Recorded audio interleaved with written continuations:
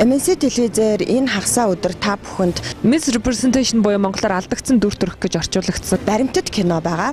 Тэрүүгээрээ бас их онцлогтой. Хуучин цагт төгс болохын тулд косметик будаг шунх ашигладаг байсан бол одоо компьютероор зургийг төгс төгөлдөр болгож байна.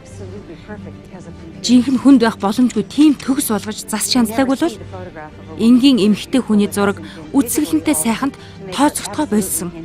Алдагдсан дүр төрх гэсэн нэртэй орчуулагдсан энэ киног үзээд л бол шоконд орсон л да нэг хэсэгтээ. Эмэгтэйчүүдийн эрх болон тэдний одоо илэрхийлэмжтэй холбоотой кино. Өөрийнхөө амьдралын өнгийнхөөс эхлэх ёстой гэдгээ би мэдэж байлаа.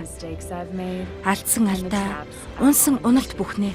Энэ кино бол үнэхээр бас бидний өдөр тутам бидний амьдралд нөлөөлдөг, бидний хэн байхыг, юунд дуртай байхыг, юунд дурлахыг, юунд зорихыг хүртэл биднэрт бий болгож бүтээж яадаг нэг хүчтэй зүйл буюу медиа, хэвлэл мэдээллийн хэрэгслийн талаар бидний өмнө харж байгаагүй өнцгөөс харуулснараа маш сонирхолтой кино. Вашингтонд эрэгтэйчүүд зөнхөлдөг.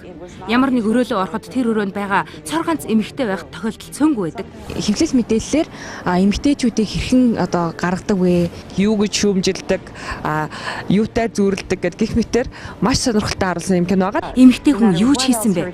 Ямар ч амжилт үзүүлсэн бэ? Тэдний үндэс нь гадаад төрхнөөс хамаарч байгаа юм. Америкт хийгдсэн кино, Америкийн хэвлэл мэдээлэлээр судалгаан дээр үндэслэгдсэн гэхээсээ илүү Монголд яг өнөөгийн нөхцөл байдалд ялангуяа өсвөр насны хүүхдүүд, залуу эмэгтэйчүүд, залуу эрэгтэйчүүдэд энэ киног бол үзүүлэх бол шаардлагатай. Оюунлаг эмэгтэйчүүдийг таатай хүлээж авдаггүй.